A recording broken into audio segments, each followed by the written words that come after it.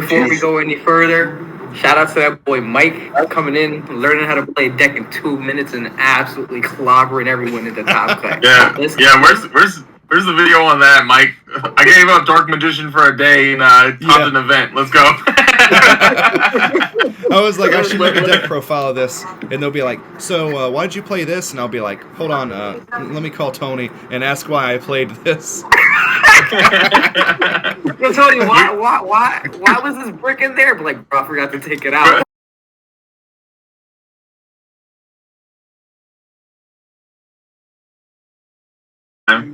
And then game 3 and 4, my opponents didn't show up, so I just got to watch everybody else play. And that was like when all this shady stuff started happening with like people IDing and stuff. And I was like, okay. And then round 5, I had to play against freaking Flunder. Or no, I played against Sky Striker, and I 100% only won that game because Ben just built the deck and doesn't know how to play Sky Striker. Because like he had TC Boo game 1 and game 2. Like, I was like, bro, I'm hurt. I'm hurt bad.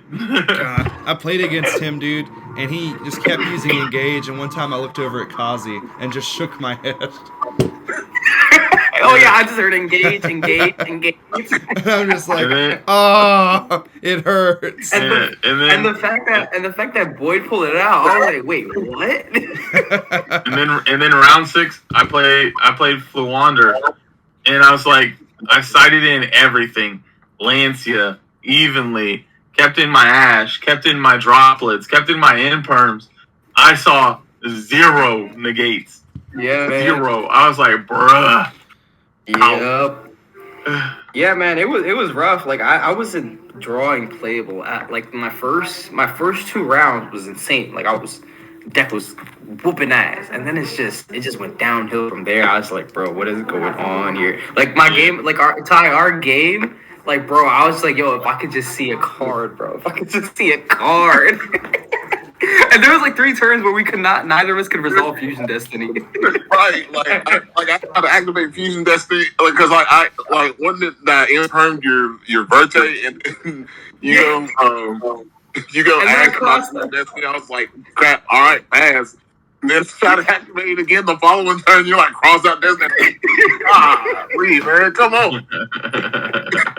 And I'm just sitting there, I'm like praying, like, yo, let me get it, because I know Ty's hand, like I know all the cards in his hand. I'm like, bro, just give me a prank kit name. I see a prank kit name, but it was pranks, and I'm like, bro, I was like, yo, this isn't the name I wanted. I was like, well, I did ask for a name. I didn't specify which one.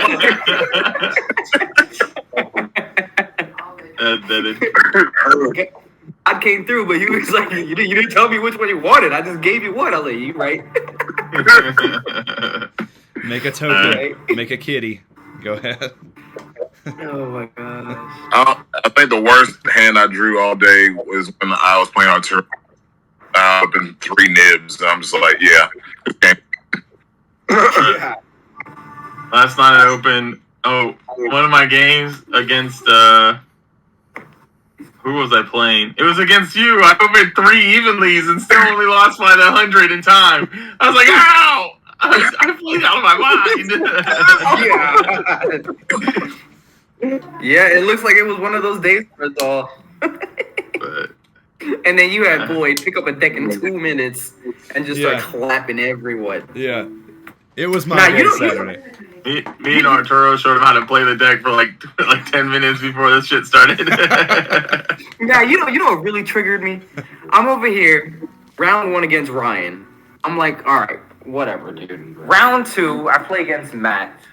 So I like look over to the table next to me, and it's like Rogue versus Rogue, and I'm just like, bro, why is this 2 rounds in a row? I was like, all right, that's fine. Round 3, I go against Arturo, and I look at the top table next to me, and it's still Rogue versus Rogue. I'm like, bro, can I get a favorable matchup? Just please. And then I lose, and then I'm sitting next to Boyd, and Boyd playing against Striker. I'm like, bro, I'm getting railed over here, bro. Just give me a matchup that I can win. That was me that week. I played against Tony, and then you, and then Ryan. I was like, bro, y'all making me work for this. I think the match I saw Boyd play, I thought that was going to be like a real unwinnable match for him was just when you were playing against Speedroid.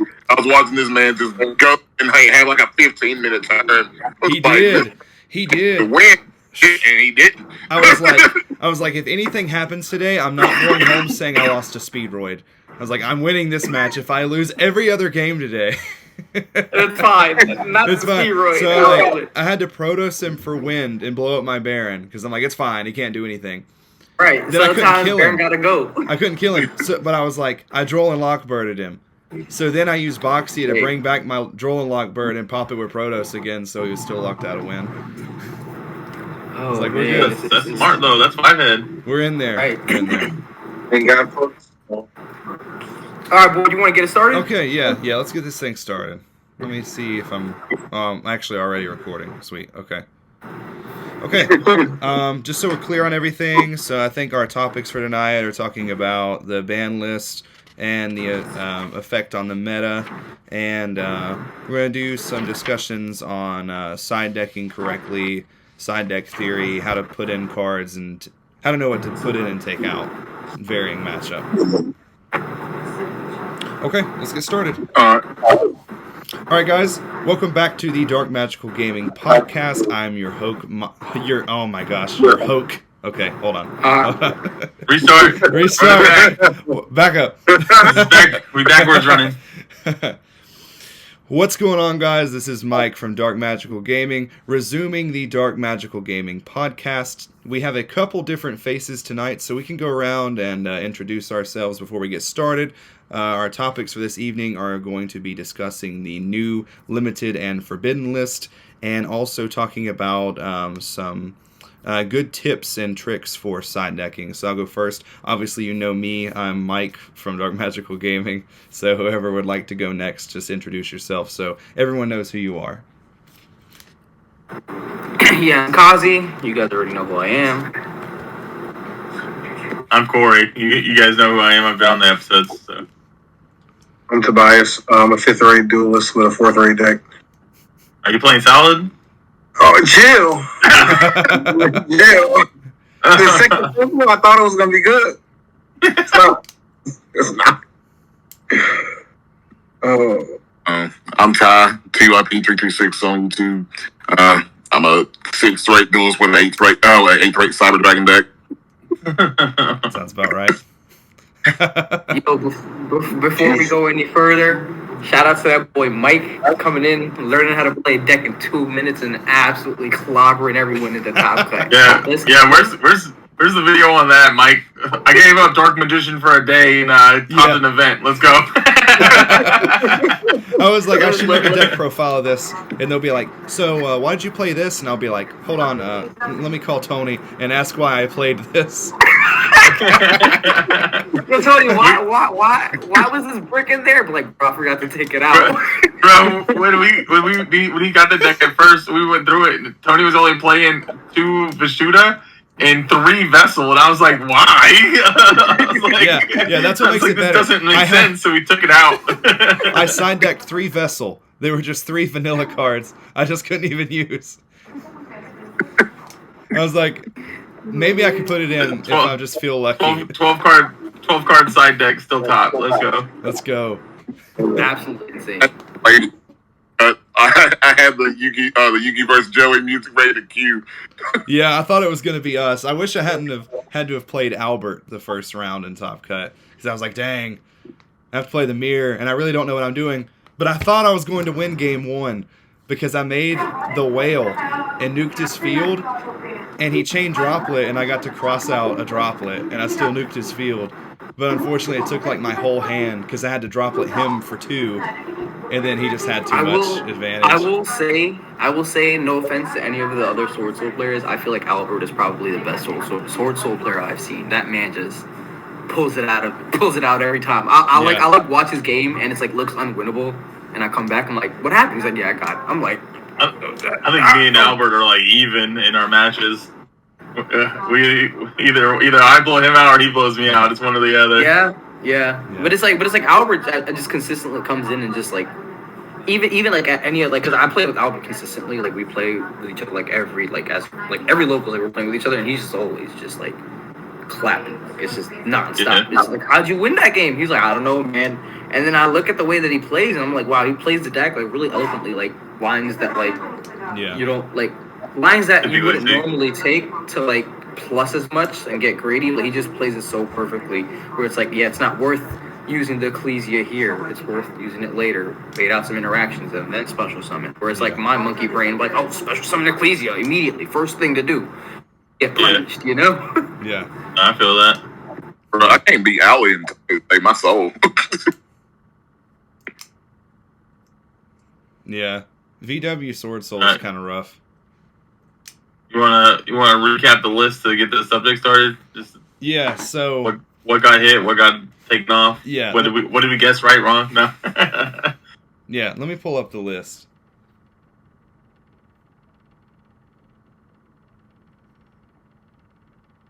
I will say, I called some more. I called that. I knew that was a problem card in the You're a deck. hater, Charles. You've always been a hater, bro. Always been a hater.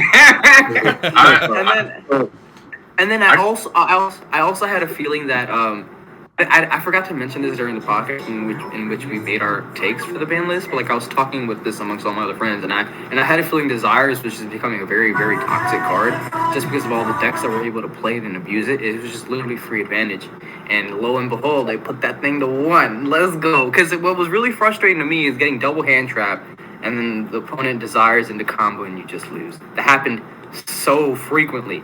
It was Yeah. very annoying. And now I feel like it won't be as much of a problem anymore. So I'm very Konami, good job. Good job.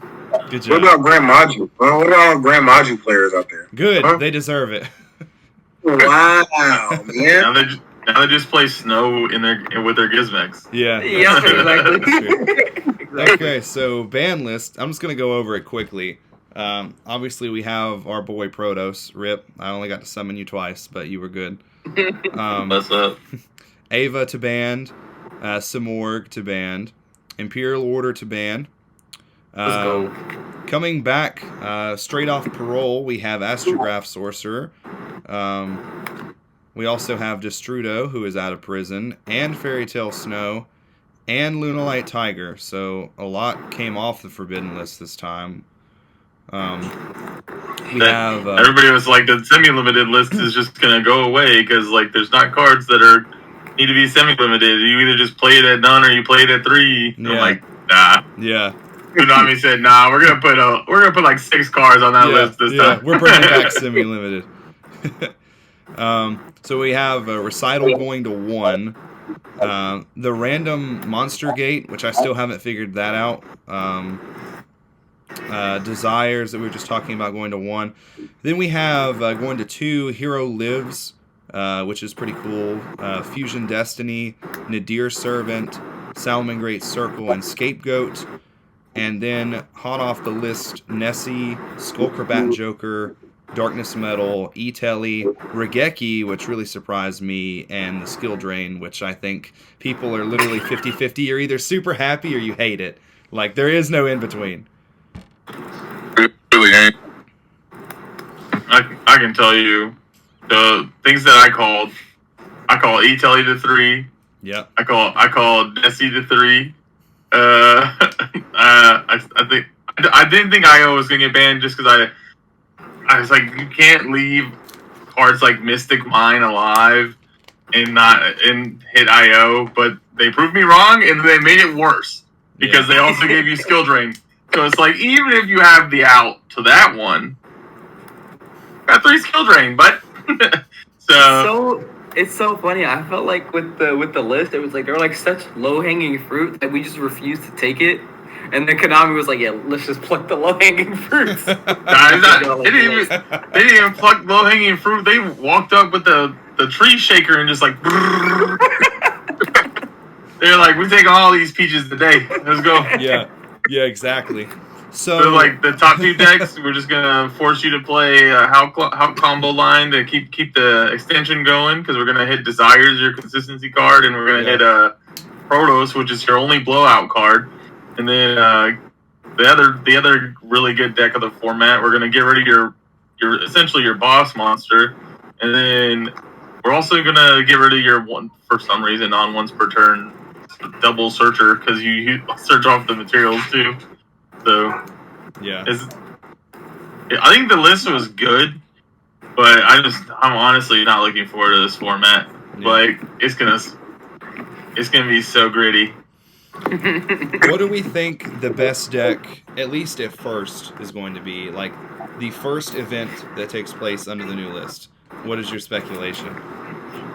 I mean, I think the obvious one, not to like soapbox here, but I think the obvious one is gonna be either PK Brave Franks or PK Brave Phantom Knights. Mhm. Just because, like, I mean, even from the PPG that just took place, they're already using the new ban list, and 5 of the top 8 decks were either Phantom Knight Brave or Prank Kids Brave. Yeah. And then you had one pure Eldritch, 2 Sword Soul Tennies with the How combo, and 1 Virtual World. Yeah. So I think my initial response was I was like, Eldritch is insane now. Yeah, I think that was a lot of people's initial like thoughts, which I think Eldritch safe that. You're kind of cutting in and out. I don't know if it's your mic or something. Tired, cutting in and out. Yeah, we're losing you, bud. Yeah, so I think you're like peaking because it's so loud in the room. You have like headphones? But while he looks at that, and what about you, Kazi? What are you looking? Yeah, I agree. The Brave engines I think are really strong. I think that the Brave engine just baits out minimum of like 2 interactions.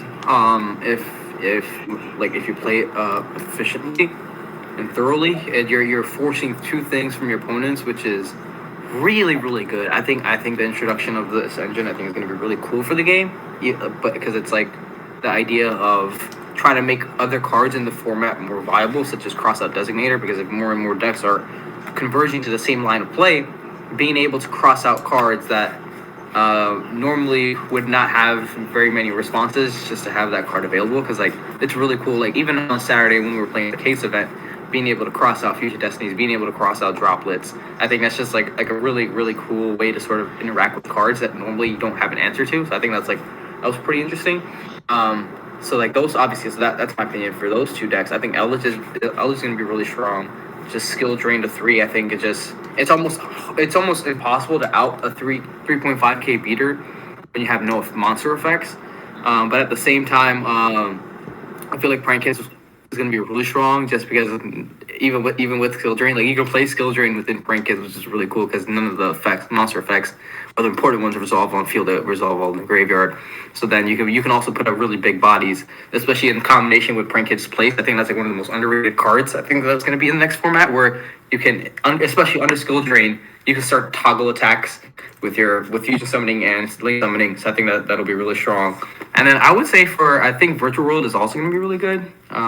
Just because like it's just been like peaking, has been poking his head, and now it's going to like I think make a burst through the scenes, especially with Elite coming into 3. I don't know many of the variants of what's going to be running around, but people say it's going to be really good, and then I hear people's logics and arguments for it, and I agree with it. And probably sleeper deck, of course, Tenny Sword Soul will stay really strong. As for Rogue, I'm not quite too sure, but we're going to be seeing a lot of mirror matches with the Brave engine being all over the place. So get your crossout designators now, and your Brave engines now as well. So yeah. All right, I'm back, guys. there you go, Ty. Yeah, you sound Turn you good. down a little bit now. Sorry about that. You're good. Do you want to continue on what you were saying earlier? Yeah. Let's see. I agree with Korey. Like, I think Brave Prank Kids and PK Brave will be 2 of the best decks. But I think at first people are gonna try and like pick up like Eldritch as like a safe deck just to pick up, just because it's an easy pickup and like can somewhat contend. Yeah, That's kind of. Isn't it an easy pickup with that skill drain buyout though? I mean, like Yeah. like the whole deck's worth like a McChicken now. So I mean, that deck is dirt cheap. But we're getting the skill drain reprint in the Hidden Arsenal, no? Yeah. Are we? Okay. Yeah. Yeah. That's the next set after. Battles of Chaos. Yeah. Yeah. So it's what they're gonna give it as the DT rarity. I think that's what they said. It might not. I don't think it'll be a DT rarity. I think it'll be in there though. Okay. Because I think they're holding the DT rarity for like the Naturias and stuff that's already been printed in the DT. So. Gotcha. I think a strong pick too. Besides like the obvious decks we've already talked about, I think Tri Brigade is going to see a big resurgence, especially because Scapegoat to 2. Like, I mean, whenever I saw that, I was like, "Yo, Scapegoat kind of crazy," because Scapegoat's either an ominous omen or it's a like a Farajit, and then you summon whatever other card you need to make your like Link 3 or whatever. Like, because if you go end phase Scapegoat, and you come back to your turn with a Revolt Live and 4 Beast on board, you chilling. So Yeah. Bro, Konami needs to put this deck away, dude. Like, I'm sick and tired of it, bro. Holy. Tired? Come on. What do y'all think about the Lunalite version that's out with Tiger? Like, y'all think that'll be like a viable version, or do you think it'll just die off after a while? I was gonna say that too, because like the Lunalites are kind of crazy. Like Tanya, she's been on here before. She was hurt when the list came out, because obviously like she's been playing Triluralist and like she loves the deck. So she was gonna try to make like just try to make it work by putting in different cards, like adding in the Scapegoat, playing like the Promenade Thrush or whatever. And then like I was like, honestly, you might just like enjoy Lunalites more, like because the Lunalites just push for game. Like, you just kind of like it's kind of like a OTK deck, similar to like how you would have to play Triluralist now. I think you just play your blowout cards and then make like the fusion that can attack everything twice and it gains attack when it destroys monsters.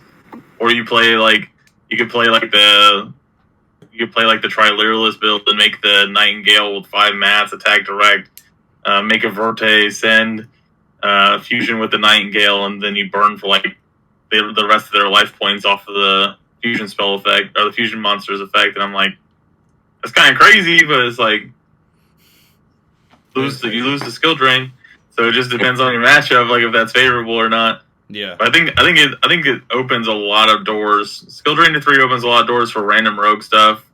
Like I saw somebody playing skill drain Subtear, and I was like, they were playing like Brave Subtear with skill drain, and I was like, this is kind of weird. If it works, I guess. But and then I think like even people were playing like pure Tenyi, and then a lot of people were playing like Unchained Brave, which is kind of crazy. So I think it opens up a lot of doors. Even just the Brave engine itself, kind of like it's kind of what we thought Crossout was gonna do. Mm-hmm. Like everybody was like, "Oh, Crossout's here. Rogue decks are gonna be crazy because like they just out the cards that they one card lose to."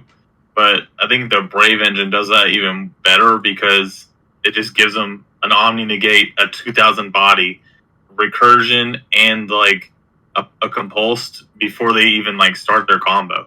So it's like I think the format's just gonna be a wild west, and like trap. I think in game trap decks will kind of end up being king, just because any combo deck, even with the Brave, if they don't have a way to stop a torrential, like it's just bad.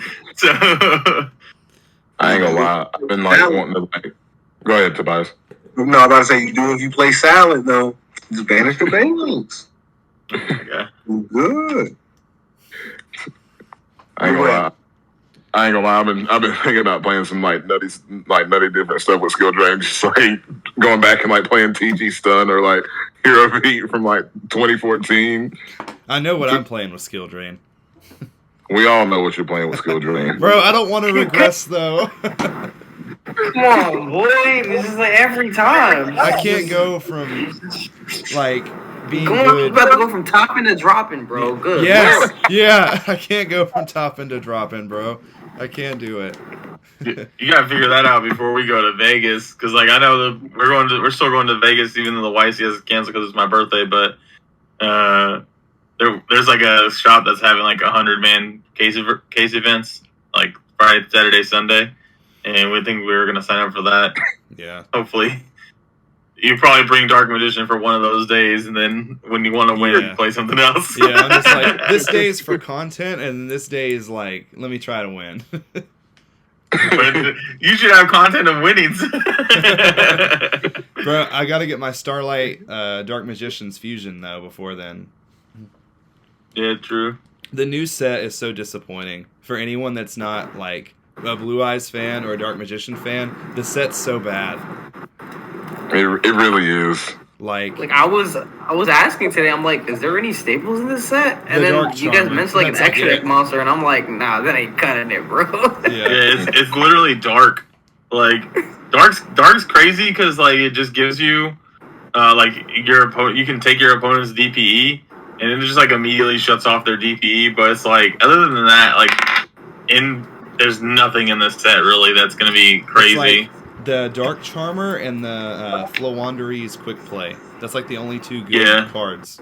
Oh, and then Swordful gets the new boss monster, no? Yeah, the new boss, Synchro.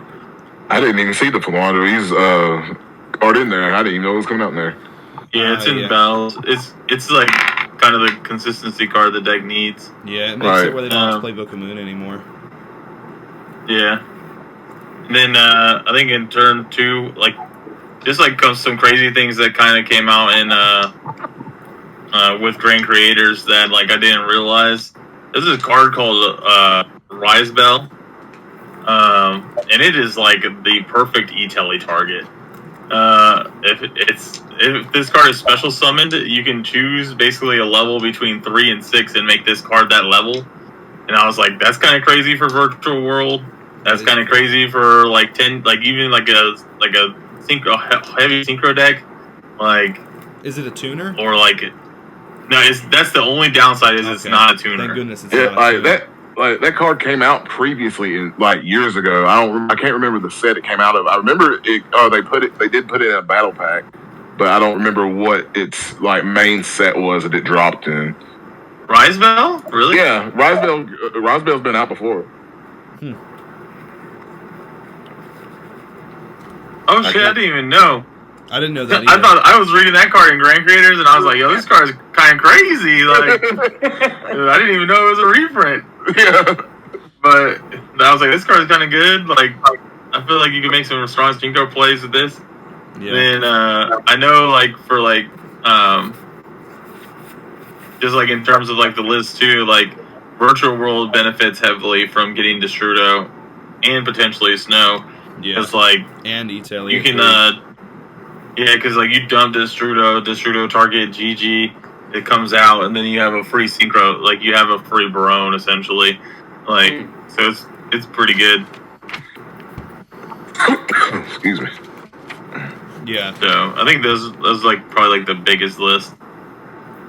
What's your favorite change to the ban list? Like, what's something that actually made you excited when you saw it? Scapegoat to 2.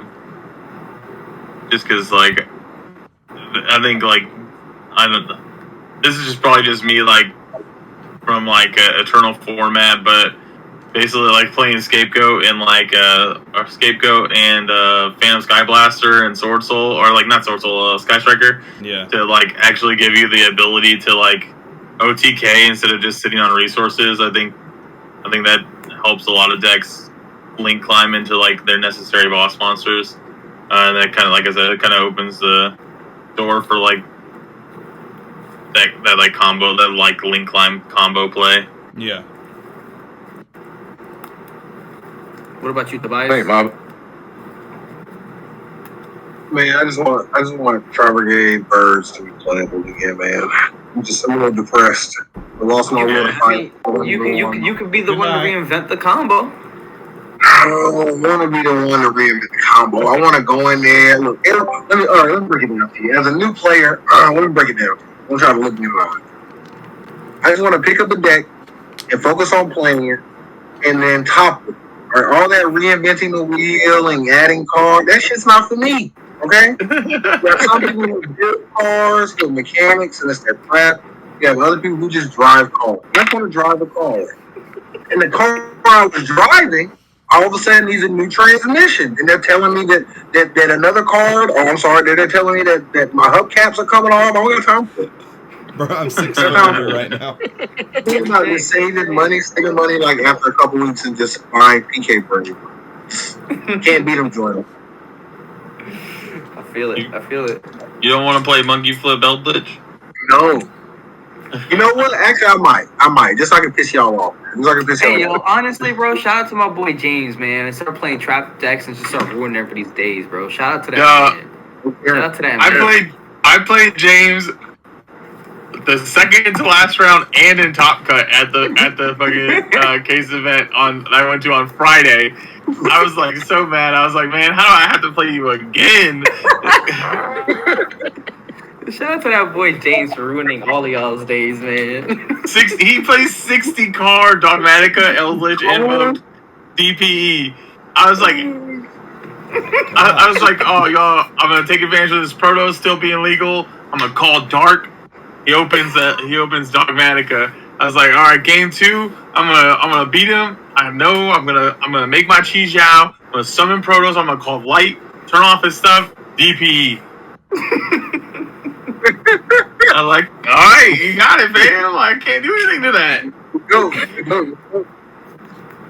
That shit, I was hurt. I was tilted. I think my favorite change from the list, just because it was just funny to see, was just Regeki to 3.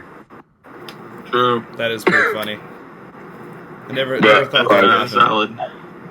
But like deck wise, I like seeing teleport go to 3, just to see like just for it to be there for like PK to be able to use it in virtual world as well. Yeah. I've been given high consideration playing virtual world here lately. Let me ask you guys a question.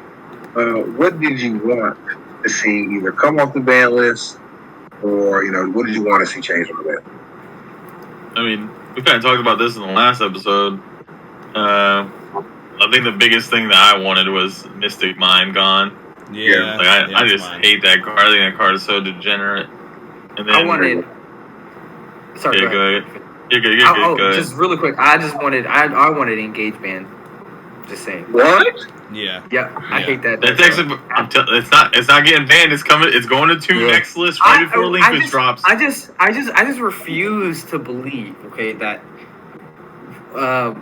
My example is that you had Drytron literally sitting in a corner doing absolutely nothing all format, and they just Konami just took it to the corner and just killed it. Just said no, and then you had all behind the shed. Yeah, and then you got all these goo goo gaga weebs playing Striker all day long, fiending, tickling themselves with Engage at 1. Ray is Bay. Hey, Ray is big. Shut up. Yeah, I hear that one more time. I swear to God. Every time I see a person just like go Mystic Mind and then Engage, I'm like, you're basically the trap equivalent. You're the spell equivalent to Trap Deck or Eldritch. You know what I mean? You are.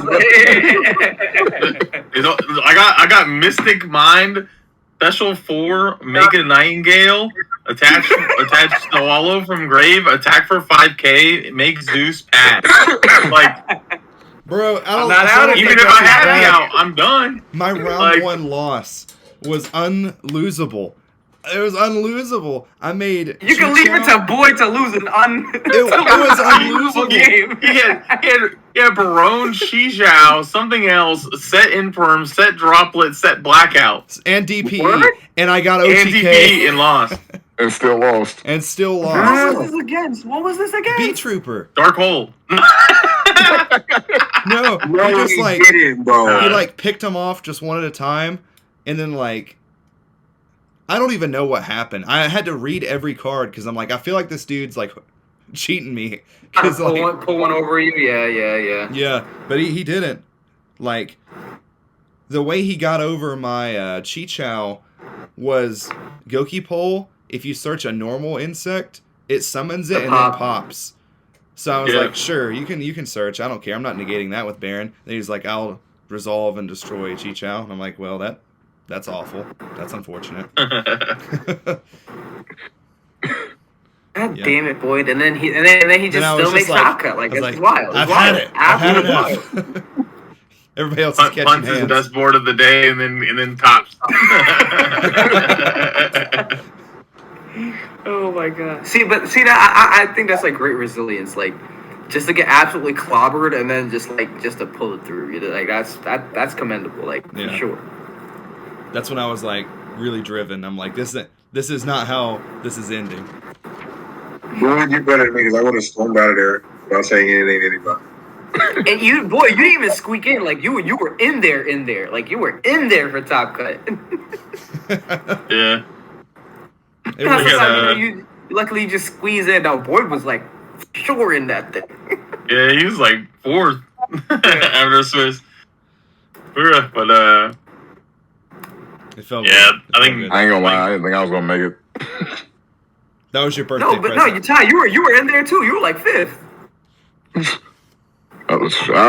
bad as some of my hands where I was just like, if I make it through, it ain't nothing but through the good graces. Listen, bro. As long That birthday you thought luck. your yeah, that's you thought some of your hands were unplayable. You got to me, and then you saw really what a real brick looked like.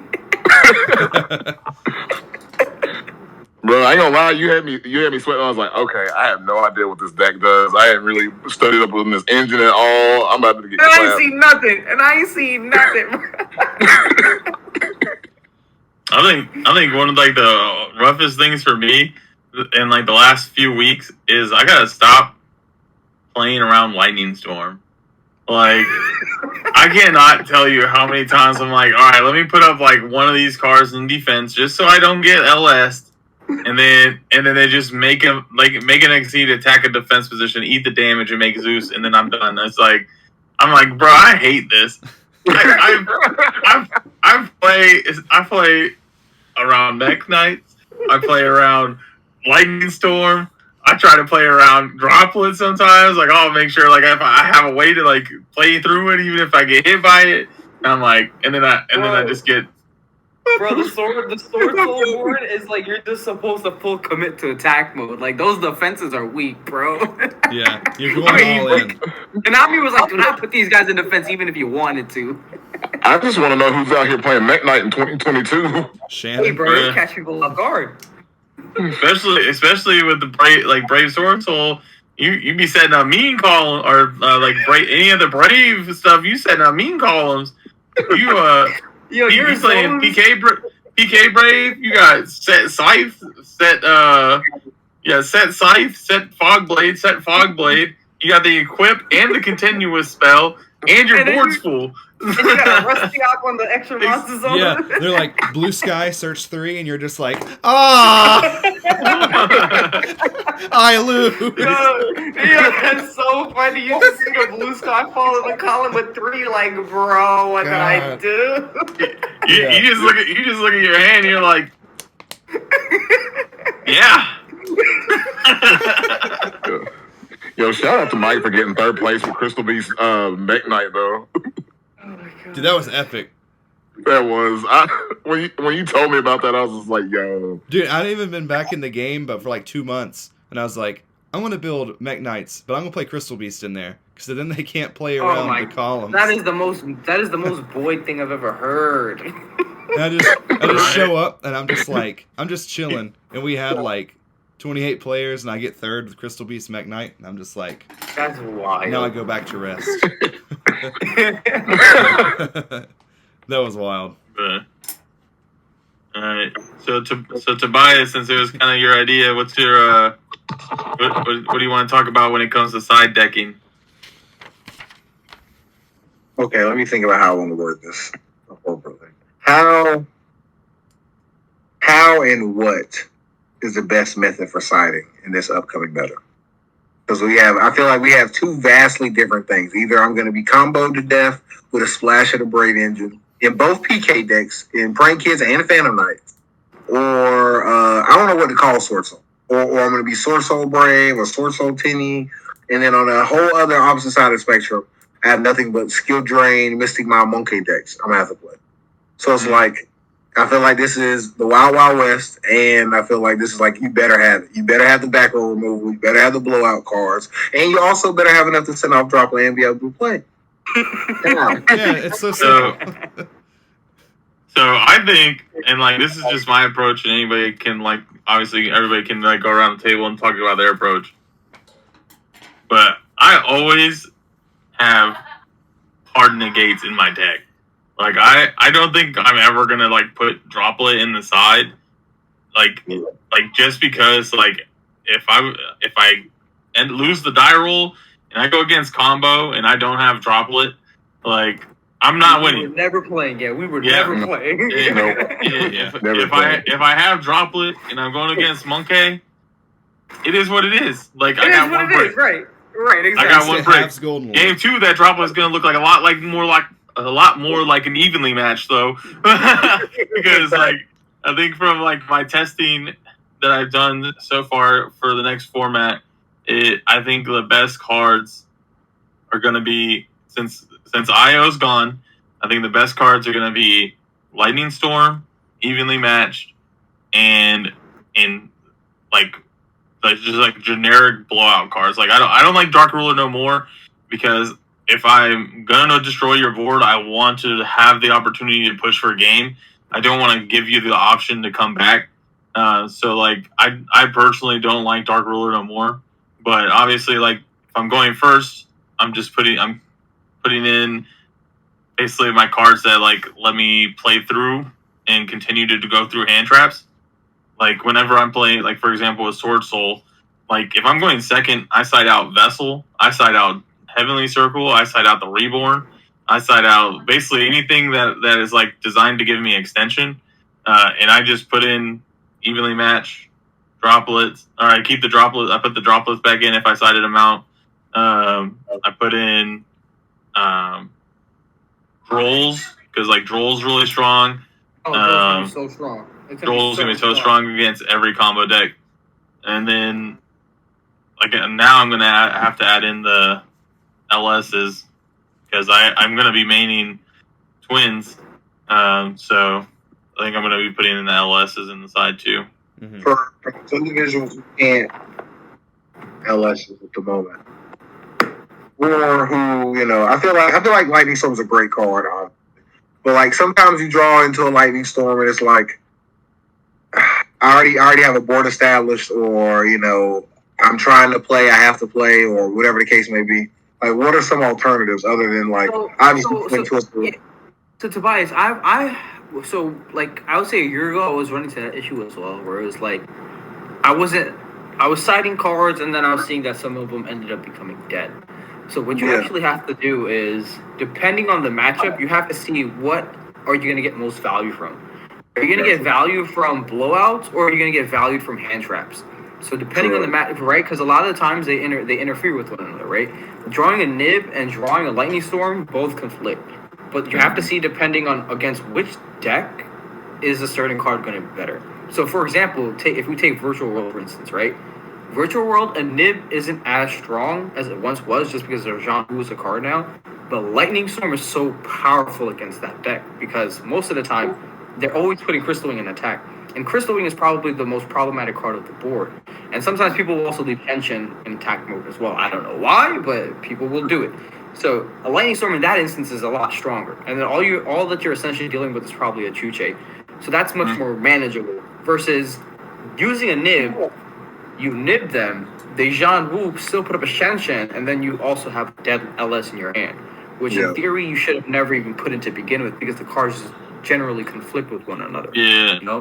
So I've started changing my thought process in the way I side against decks to dealing with more of not interacting on their turn, but seeing what cards I can use on my turn to make sure that I have the best chances of pushing through a board. So I started switching that mentality, and that's been helping out a lot more with losing a dice roll, going to game 2 or going to game 3 and siding against the deck. That makes a lot of sense, actually. That makes a lot of sense. Oh my god. Yeah. Yeah. Going off of that too, it's important to like the first thing I'll do when I go to side deck is I won't even look at my side. I'll go through my main and think about the matchup and say what's dead. What am I absolutely not going to use? So like obviously against like trap deck, you're not most of the time when you need like droplets or chalice, stuff like that. So I'll take those cards out and say what cards go in. And of course, you have those times when you play against random X deck, and you just don't have anything for that matchup. But sometimes you can take out stuff that's completely dead for stuff that's at least not entirely dead. So like obviously if you're playing against a deck Droll and Lockbird's not good against, you take those out. But if you don't really have anything to put back in that's not fantastic, you can at least put in something that's somewhat better than what a Droll and Lockbird would be, just purely for example. And knowing like in some cases it's appropriate to side out starters going second. Like I have here, for example, like Heroes side decking out one Stratos going second because you have a higher probability of seeing a 2 of drawing a card going second than you do going first. Gotcha. Yeah, because you're starting with 6 instead of just 5. Yeah. I never considered. Yeah, and that's like even in like Sword Soul, like obviously it's not an option now, but you know, I would always side out like 1 or 2 desires, like just because like I don't need and I'm not going to be able to take advantage of another desires, so it's better for me to just have some sort of card that's going to let me play through their board than it is to try to have some sort of extension when it's not going to be useful. Mm-hmm. So especially a card like Desires that normally just gets negated going second anyway. Yeah, Right. Like cards that have that you play 3 of that you can dig for with ease. Like they're the easiest cards to take out of your deck for game 2 and signing and other stuff. Like with like Dogmatica stuff, usually I'll side out like one. I was siding out like 1 Ecclesia or 2 Saturday if I needed to like side in other stuff because I knew I had 3 Nadir to back me up. Yeah. Gotcha. So also, like, Boyd, going back to one thing that you said, I think I kind of disagree with. I don't think siding out starters is the correct way to sort of approach going second. So I'm gonna give you an example with Lureless Tri-Brigade. So when I was playing the deck, right, I looked at the deck, and for every deck that I play, I have a set number of cards that I always side out. And what I end up usually gravitating towards are cards that are more of extenders rather than starters, because no point in extending if you can't even get started to begin with, right? So in Lureless Tri-Brigade, for sure, the cards I was siding out Tenki, I was siding out 1-for-1, I was siding out a Nerval. Like, those are all extenders rather than your starters, right? Because if you lose your starters and you're going up against the board, you're not playing. So that's also one thing that makes side decking a lot easier, is that looking at your deck, what cards can you take out of? Right. So right now I'm tinkering with my Adventure Prank Kids deck. I switched it to a place where I have a lot more extenders in the deck, because I was finding it very difficult when I was when siding to take out starters, just because I would never see them. Like, I would draw a handful of hand traps and nothing to play on the turn, and I just end up losing anyways. So I changed the main deck build to include more extenders. But then when it comes to siding, it was a lot easier for me to side. Instead of me losing my names, I'm losing the extenders instead, which makes it so my engine is always still alive, but now I have more cards to deal with my opponent's board rather than me trying to do some jank plays to put something together that does absolutely nothing. So that's like always like... Yeah, that's definitely true. It's like I was siding out Shadow Fusions, like my Shadow Fusions, and like one if not 2 of like the Shadow monster names. Like if I lost game 1 and I knew I was going, and I know I'm going to go first. Game 2 is like, well, I'm not going to need these going. I'm not going to need these going first. I can because you're not going to start with window. I'm not going to be that bold and just hard summon out window from Shadow Fusion. Oh, I have a question. What is an underrated side deck option that you guys are going to play this format? Nate. I was just gonna say. Yes. Because Tobias was asking a question too about well, if you can't afford LS, like what do you play? I was gonna say Hey True Nade. Yeah. Because like Me and Tobias was talking about Hey True Nade. especially if you have a way to obviously put game on board, like Hey True Nade against like Eldritch, like you're gonna force out all of their stuff, and then it's all gonna go to the hand, and then you don't care. So because they're gonna go Conk, they're gonna go Hakero, Summon, and it's gonna go whoop right into their hand, and you're just gonna be like, cool, thank you. Depending on deck, Dinko Sekka could be a blowout going second too. Depending on deck, of course. If you don't need a normal set. Yeah, for sure. And then I also this was something I've low key spicy that I've been like wanting to play in the side is Misaya. Like the pendulum macrocosmos for spells. Spells and traps. Like you play against Eldritch, they ain't setting no Sanguines for you next turn. Like against Sky Striker, they ain't getting that engage back, but like it's so good. I just think it's so potentially good in the next format. Like if you're playing against like one of those decks, like an Altergeist, like a rival, like any sort of like heavy back row deck or like a spell deck.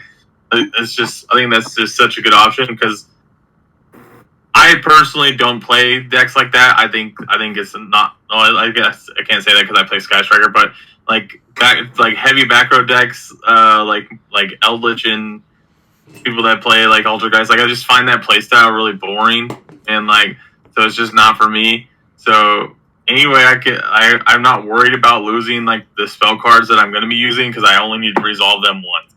Like, what about Royal Decree? I think Royal Decree is too slow. Like I hate to say it, but I think anytime your opponent is going to establish a board and then you're probably going to put in Royal Decree going first. So it just depends. Like you can turn off if you have that option to turn off your opponent's like board once. Yeah, that's fine. But even against, I feel like most of the back row heavy decks, they still play outs. You know what I mean? Or they have some sort of like Golden Lord, for example. You just send it and then send the Royal Decree. Yeah. I think it's better to have like that one blowout in the Hey True Nade versus the Royal Decree. Yeah. Normally good Eldritch players try to keep one trap and a Golden Lord in their hand whenever they go first to be able to out something whenever it comes back around to them. Most of the time. Yeah. What do you guys think would be effective siding in if you playing against the breaker? Like obviously, if you're already playing it, you just got to cross out stuff. But like, let's say you're not playing a deck that doesn't have the breaker, then what do you? So, yeah, there's so many cards to counteract the Brave Engine. Token Collector is going to be really good because Tenny Sword Soul is still going to be a deck. So I think Token Collector is going to be a mandatory side deck card, I think, in my opinion. As Korey mentioned, Droll is really strong. Lancia shuts down the engine to some extent. Also, it depends on the variant. Actually, Lancia hurts a lot because even in both of the PK variants with Phantom Knights and Brain Kids, what I've noticed is that if you're kind of absent-minded and you're not paying attention to a Lancia, your Roxy's is dead. And there's been a lot of instances in which I tried to Roxy's and I just completely just like negged because I forgot I was under Lancia. So I completely messed up my entire line of play. So Lancia it's also really strong. Not DD Crow. Nib is dead against that deck. But yeah, those are some of the options that I think are really helpful against the adventure engine. Yeah. Yeah, I think the biggest one is Droll in my opinion, because they go like Enchantress, add the rights, and then you just roll and it's over. Like they're not doing anything. So You should have went and changed up my side deck real quick. Do y'all think Lancia could see more main deck play with like so many different decks that it can be used against going into the format? It's so dirty. You're just like, damn, why would you do it? But then when you see it, you're like, damn, I just got Lancia, bro. Because you got the like PK Brave, you got you got like Tri Brigade variants. You've got Invoke DPE. Like you just got so many different things. Like I mean, like it's like it could be like a. All right, I feel like it could be possible to use it in the main, and if if it doesn't show to be like a good card, it just becomes like an easy side out for that matchup, whatever you're in. The craziest thing too, and like this is why I agree, I think it could see main deck play is because of Dagda. You can set Scythe and Lancia. Yeah. Off of Dagda. Like that'd be that'd be crazy. You just DPE effect both. You're not vanishing, so like Phantom Knights isn't playing. Friend Kids is gonna have a hard time because they're not getting the token off the Roxy's. Tri Brigade can't banish for cost. Flounder can't play because it can't banish its cards out off a field, so it's not getting the extension that it needs. And I think those are probably like some of the bigger decks that are going to be in the format. Even Tenyi, like the Sword Soul Tenyis are all off. And then like a lot of the decks that like need that are like thrive with the Brave Engine, they play off the Grave and banishing. So I think it's a high potentiality that we start seeing it in the main. Actually, it's even like sort of mid range against like Eldritch because of like their pot cards, their end phase, Sanguine. Yeah, they can't banish a set, so Conquistador. Yeah, so I think it's definitely possible. I think so. One of my side, not necessarily text, but the card that I think that I'm playing that a lot of people probably haven't considered yet is DD Crow. I think DD Crow is going to be so strong next format. Just because it was good last format. Yeah, like it's just underrated. Now I'm gonna play more copies of it just because against Eldritch, I tell myself if I can just hold them back for one turn, I'm gonna kill him the next turn. So you just literally hit the only card that'll get them any advantage, which is the Golden Lands, because that's the only one that generates them the body. You hit that card out of the graveyard, they're not surviving the next turn.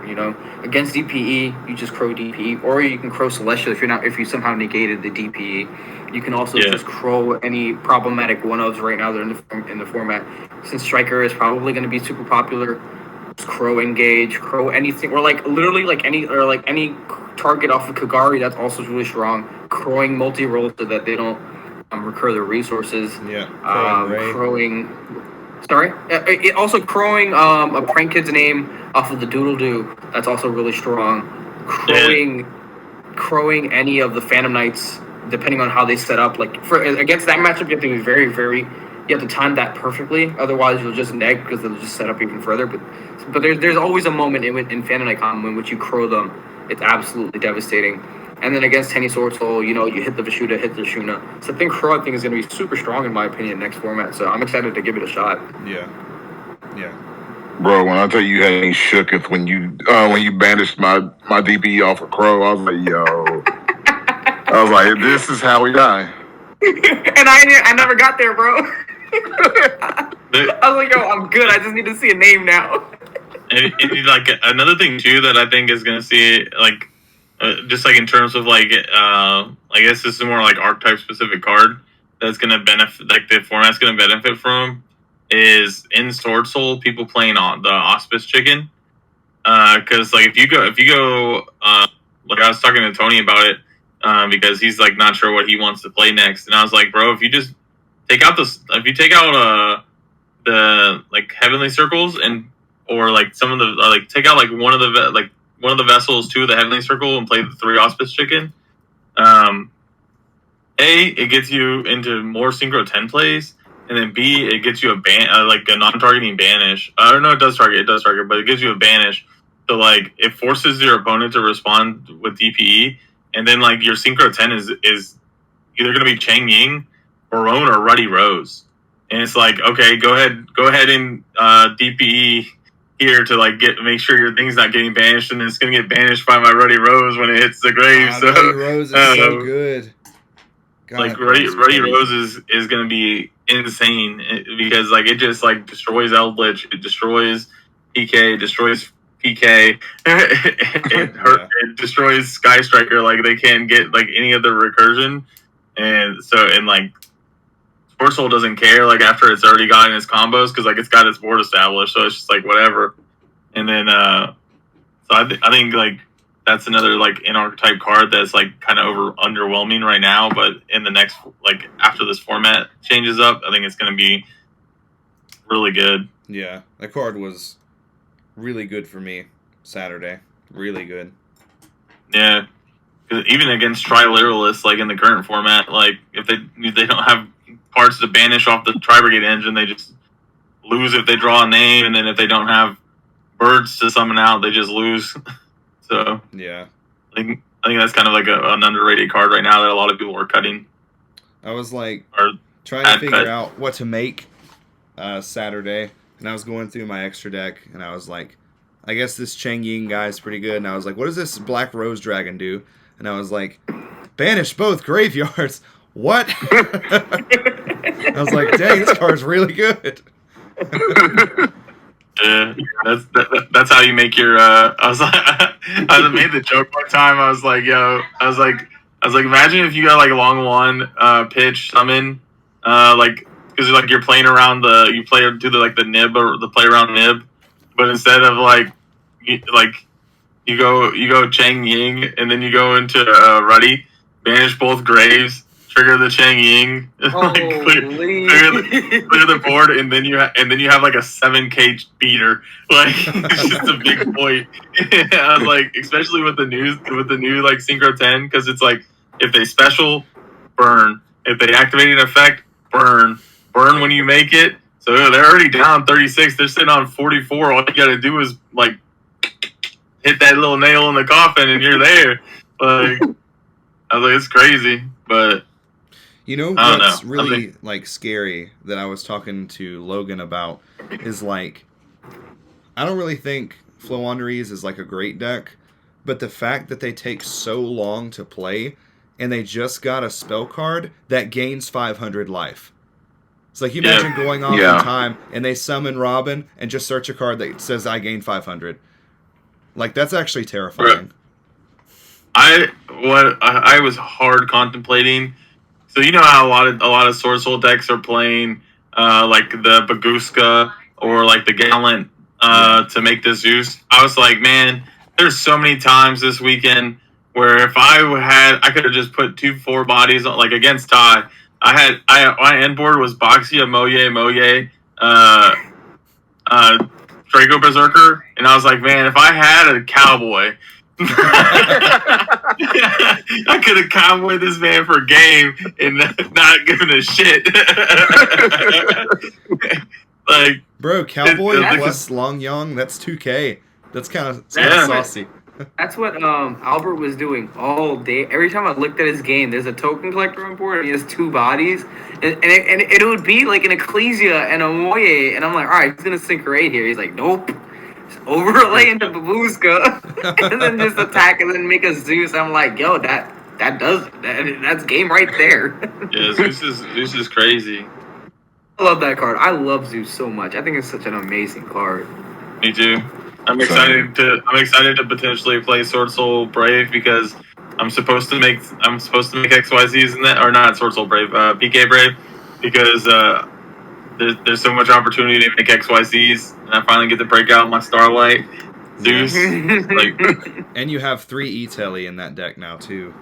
Yeah, and I've been looking at lists too from the PPG, and like I think Hani's deck was playing triple E-Telly, and then like the Wielder and the other one Tracker. And then Tracker, and then like the deck that got first, which is. In his deck list, it was really funny because like his deck list showed that he was playing the Equip spell, but like when they were doing like interviews afterwards, he wasn't playing the Equip spell, so like he was kind of like screwing himself out of having that compulse with the adventurer token, but he was playing like junk forwards and stuff still, and I was like, man, I think either way, as long as you have like that level 3 extension, like you're just so good. Yeah, it's so free too. Junk forward is like, I don't know post. Adventure token, but like before, Dragon Link was a really hard matchup for PK because of spheres. But once I started playing Junk Forward, you're just like, I'll summon Junk Forward and attack your spheres. Do you want to bounce it? That's fine. I'll just summon the junk forward again, and here we are. It's like alpha. Yeah. Like alpha, like summon, bounce, alpha again. Yeah. Yeah. So I could see junk forward. But I think that's like really it. Did you have any other questions about siding? Or like, do you have like a better understanding of like the approach that like? I don't want to say better players because like I don't want it to come off like insulting. But no, let's be honest. No, more experience. We just played longer. More experience. Of course, like I never before. I don't know how to explain. I was looking at siding before. Before I was looking at siding, like I guess in a very, very like base level. Like, oh, okay, I'm playing Sky Striker. Well, I need to play DD Crow. I need to play this, that, and the third. And I knew certain cards I didn't want to take out. I'd never really. That's why it took me so forever to decide. I'd just be sitting here like this forever, just trying to figure out what to decide. And I was like, okay, and I just throw in what I knew worked and just take out whatever I thought I didn't need. I never thought about differentiating between extenders and starter cards. Yeah. It's important, like when you're just play testing with friends, to remember to like play games 2 and 3, like 2-side deck, and like to always in the habit. Yeah, when you play, like you play more games sided than unsided. Right. That is true. So that's true. important. I know that was one of the big things. Like I yelled at you about, because like I'm only known to Tobias since like earlier like 2021, and like. Because of a mutual acquaintance that also played Yu-Gi-Oh, and like when I started playing with Tobias, like he didn't know rulings, like he didn't know how to side. I had to explain to it, like whenever like I would like play him in like a game 2 or 3, like he'd play cards, and I'm like, I am so surprised that you still have that card in like going second. Like why are you playing it going second? And he was like, what do you mean? And I was like, you lost game 1. You knew you were going first. It doesn't do anything for you in this situation. So, like, I think, like, that was, like, one of the biggest things, like, I had to, like, instill on him is, like, when you side... Why are you doing Dark Rulers going first? Why? Yeah. I was like, this card does nothing going first. Like, you're literally just, like, breaking yourself. Like, stop doing that. So, like, that was, like, I gave him, like, the rudimentary level, like, siding. But whenever he, like, brought up, like, as like, oh, this would be a good topic, I was like, oh, let's get you in there, like, let's like actually talk about it and like get you with more perspective so you can understand it better. I remember back in the days having to teach Boyd. Bro, I never wanted to side deck, dude. I was just like... never wanted to, man. I was just like, I'll just main deck all the cards I need for my side deck. I'm trying to explain to this man like so many times like how important side decking is, and he's just like, nah, and I'm like, I ain't gonna do it. Dang, last place again. Yeah, and I think that's like kind of like an underrated thing is like, I think a lot of people, and like this is no like shade on anybody, but I think a lot of people like once they're like experienced at the game, like they kind of like don't care to like help anybody. Like yeah, I've met so many people that I honestly just want to be like, why are you gatekeeping like so hard? Yeah, like right. You understand so much about the game, and like you have so much like you could like give to like somebody new coming up to in the game. Like you could literally like have like a Billy Break in like the next Billy Break in your midst, and like instead you're just like choosing to be a douche because like you're like above teaching somebody how to do basics. Yeah. Like, and I think that's something that is super toxic in some of the communities, and I'm just like, I was like, Tobias, come here. Yeah. Like let me show you the way. Yeah. Korey and I just like, we'll show you how to play Sword Soul. And I'm like, sweet, I need it. I had to beg Tobias to stop playing Shaddoll Invoke for 6 months. I was like, bro, play a different deck. I was like, it's no shade to Shaddoll Invoke. Like, deck's good, whatever. But like, you cannot really learn how to play Yu-Gi-Oh if you only play one deck. Like, and going into especially with as much as the format changes like every 3 months, like I don't know how to play Phantom Knights. I'll keep that a buck. I know what the deck does. I know what it needs to do. I know they all banish to like add or set or summon. I know that much, but I don't know like specifically the card effects. So that's why I'm trying to like pick up the engine. So like, because I know that's the deck I want to play because I think it's going to be the best deck. And if I didn't do that, I would, or like didn't even try to like play different decks besides like the first deck that I enjoyed and liked, I would just get blown out every game because I have no idea where to interact with the deck, what cards are important to the deck to hit, and where to stop it. And so that's like something else too. And like also like touching on that, like going into like tournaments and stuff, if you consistently play the same deck over and over again, like, and you run, like, you know, you're gonna run into the same people that you play sometimes, and they're gonna know like, oh, they always play Shadal, Dogmatica, or whatever. This person always plays Bird or whatever. Like you like off rip, you're gonna know what to side against them. Like you are gonna know how to play around them. You are gonna know how to side. Like so, it's like it kind of like. You kind of put yourself at a disadvantage, like with like especially if like your locals is like very small. Yeah. That's what I've noticed. So like me, I love to play new decks all the time, and anytime that I've done well in a locals or a larger event is whenever I'm playing something new, because then literally I'll be playing it'll be hilarious in a 50-man event. Like on Saturday, I'm like, cool, very first round against Ryan. It's always against somebody I know, you know? And I'll never tell them what I'm playing on the card right there. They're like, yeah, you can think what you want. I'm not going to tell you what I'm playing because it's always going to be something different. And it just catches people off guard. And then they are like, oh, I thought you were doing something else. And then they just completely like, because sometimes people will just main deck stuff specifically for you. They're like, I'll make a turn on a best dweller. Pass. Yeah, exactly. Yeah. They're like, wait, what? Your deck doesn't end on that. Why? And they're like, oh, because you're playing against me, and because I'm playing graveyard dependent deck. Yeah. So exactly. So anytime I've done well is because I've always just played a different deck. Like recently playing at Easy, the only reason I've been doing well is because I switched this to Lureless Tri Brigade, and it just catches everybody off guard. Like, wait, you're playing this toxicity now? I'm like, yeah, man, because nobody was expecting it. Nobody was expecting it. They're like, I thought you were on Sword Souls. Like, I put that deck away a long time ago. You know, so I remember one time at Paradise, like Boyd absolutely hornswoggled me. Made me think this man made me think he was playing Dark Magician the whole day.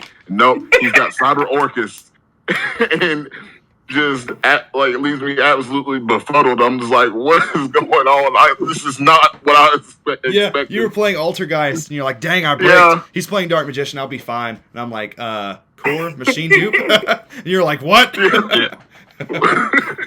And that is like another thing too, is like I had this conversation with Ryan actually when we were on our way to the event on Friday, and it's like Yu-Gi-Oh is like just as much a game of mental chess as it is like a game about knowing your cards and interactions. Because like if you are super familiar with your matchups and like what's favorable and unfavorable, what you should side in and what you shouldn't side in, like that throws people off. Because like there's a game that I played on Saturday where I looked at my opponent, like we did our game one. I took game one. I was like, I know they're going first. I know this card like shuts down their deck, and like I immediately took out 6 or 7 cards from my deck. Immediately put in 6 or 7 cards, power shuffled, and was shuffled like ready for them to cut before they even finished siding, like before they even picked out those cards in their side deck they were gonna put in, and like setting your deck down and just like looking at your opponent and waiting for them to finish siding, like that puts pressure on people. People start to like think like, oh, am I taking too long? Am I siding the right cards? Am I doing this wrong? Am I doing that wrong? And it's like, I'm not saying anything to you. I'm not rushing you. I'm just ready. Some people can't handle like even like that like minute level of like I guess like a microaggression potentially of like just like you being like so like fluent with your deck that you're not, you don't have to think, like you just know. And like I think that's another good thing to like kind of like tie into like Void's point about like when you're testing, make sure you're playing games 2 and 3. Make sure you're familiar with your side. Make sure you're familiar with all your matchups for that reason. Yeah, sometimes we do that. We'll only play game 2 and 3, like just side deck. Yeah. Yeah. So I think that's something good to take away in terms of like the siding discussion. Yeah. Agreed. Yeah, because normally most decks are pretty mid-range against, you know, most decks that aren't like Mystic Mine or something crazy like that. Like, you know, unless you're just playing crazy rogue, like most tier 1 decks are pretty decent in game 1 against each other. So then games 2 and 3 is when it really changes everything. Yeah. And even because you could go ahead. You could have the greatest, like your opponent could have like the greatest game 1 against you, like, and you know that'd be fine. But if they're not prepared on how to side game 2 and 3, you know they ain't gonna be able to pull the match out. Yeah. Yeah, 100%. Yeah. Do you have any other questions, Tobias? Is Nibiru going to be good this format? I feel like it's going to be kind of a miss for some reason. So Nibiru at the right time is good. Yeah. Like okay, so the downside to Nibiru right now is the Brave engine. Yeah. Because it puts the Omni Negate on board. Like 2 summon. It's the second summon. So or third summon at most. In Prinkets, it's the 4th summon, but it doesn't even matter. Like, yeah, you're still.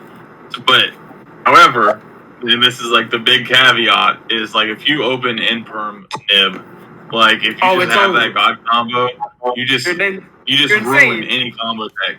Because like that didn't even happen to me this format. Somebody went Imperm on Chowfang Nib, and I was like, you're just okay. Right. It's built different, all right, guys. Like, it's pretty good. You're just better, bro. I love when people say that. It's pretty good. And that's like kind of how it is. Like if you open Nib by itself, if they don't open the Brave engine, you're set. Like I mean, technically, I think PK has and this is why I think I'm gonna go with the Phantom Knights build over the Print Kids build, is because if you make Cherubini, all you need is the 2 bodies to make Cherubini. You dump the Enchantress, and you're good. That gets you your spell. That gets you your token. That gets you your negate by summon 5. So plays through Ash. So like you're fine playing. You're playing under Nib and you still combo like no problem. But if they don't open the Brave engine, like in like Prank Kids, like the deck plays into Nib. Like I don't know, I'm not 100% in like the matchup, but I feel like the deck kind of like hard loses to Nib because it only has the 1 Neo. The big difference is that with the difference between the PK variants is that with Phantom Knights you can send obviously as you mentioned Korey, you can send the Enchantress off of the Cherubini, but with Prank Kids, because you just hard play more outs to hand traps because the engine is so tight. You play the call buys, you play the cross outs, you play the talents. So that's how you can sort of mitigate the fact that you don't have like the hard always accessibility to the Brave engine, and you just play more cards to play through the hand traps rather than having always access to the engine itself, which I think is the only difference between the 2 decks essentially right now, because you're still going to need 2 hand traps to stop the turn. Just because like that's what the Brave engine forces you to do. Yeah, and in terms of like other matchups though, I think it's kind of sub against Tenyi Sword Soul unless you have it and they don't make Chowfang. Like I've seen a lot of people making the Tenyi plays and then just making the Shi Zhao to get like the missing piece for like their Sword Soul combos, and then like they just lose because they don't respect the Nib. And then same thing with Virtual World. I think a lot of people aren't expecting Nib right now, so like Virtual World just isn't respecting Nib either. Like I've seen so many people not even go for Zolkin anymore just because they aren't afraid of Nib. And it's like Nib still hurts like if you don't have like any more extenders. So I think it's good, but I don't think it's like amazing. I think it has to be paired with something else to like be really good. Yeah. Like currently, I'm playing Nib at 2. I'm playing a lot of hand trips at 2. It's just we're just at a weird state right now with the format where it's like you got to play so many hand traps, but you can't max out on them because they're not good at certain times. It's so weird. Yeah, and then we always complain never seeing them because we don't. Looking at the Nib in your hand when your opponent sanguines into Golden Lord. I think another hand trap too that's like everybody's kind of like hype on, but I think it's kind of mid is Ghost Ogre. Like, yeah, a lot of people are hype on Ghost Ogre. Yeah. I think Ghost Ogre versus a deck like Virtual World is great. Versus a deck like Sky Striker is great, but against almost any other deck, it's not that great. Like, it's really good against the Brave Engine for sure. Yeah, I was gonna say if you hit the Fateful, but I was gonna say that's probably it too. But yeah, that's the only time. Yeah. It's like other than that, I don't think it's like super impactful. I think we're kind of gonna go to like how it was like the beginning of last format before it was kind of solved, where I expect to see a lot more going second blowout decks than I expect to see like build unbreakable board decks. Yeah. Even out of the decks that can take advantage of the Brave Engine, I think even then you just summon the token and attack, summon the negate and attack, make your board, and you just push for game through it. So it's like because 2,000 token is just 2,000 token plus Whirl Sword, you know. It's game. It's game. Yikes. It's game. Yeah. Okay. Well. All right, Boyd. Let's end it. Any closing statements from anybody? It was definitely a good episode this time. I think we had great discussions. I just want Great to say, work, Boyd. Great work on Saturday, that's for sure. Thank you. Yeah, Good job, man. Appreciate it. I was gonna say good job, Boyd and Ty, both for topping that case event that easy. Yes, sir. Then good job to Tobias for not quitting Yu-Gi-Oh like he wanted to earlier this week because they hit his deck. He was like, I'm just gonna sell everything. Fuck Konami. You gotta take those punches, bro. You gotta He's take like, those punches. he did and said, I'm gonna go sell all my Yu-Gi-Oh and go buy Vanguard. Bro. No. You need a Void inspirational talk. Be here tonight, like, hey, I got dropped. Don't let Kevin hear you say that, bro. Bro, Vanguard man lists are worse than Yu-Gi-Oh's. Yeah, but I just want to. I think like as much as like I've been telling like Tanya, I told Tobias, I think the next format is gonna be super degenerate.